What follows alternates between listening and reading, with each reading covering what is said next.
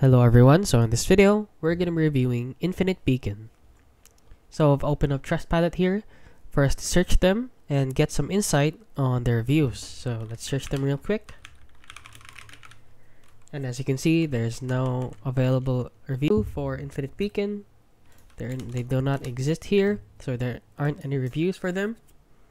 So that should raise a red flag. They're not a very famous and known service. So do take note when using them, do take caution. And however, I found a post in Reddit. Some people said that it is a very suspicious, extremely suspicious. Are they doing a scam in India? Blah blah blah. Many people are investing in them and getting 100% returns. So take note, that kind of scheme is very common, and it does often result into a scam. So do take caution when using them. Don't trust them too much, and I recommend doing your research on the web or the YouTube for some insight on them. And that is it. That is my review on Infinite Beacon.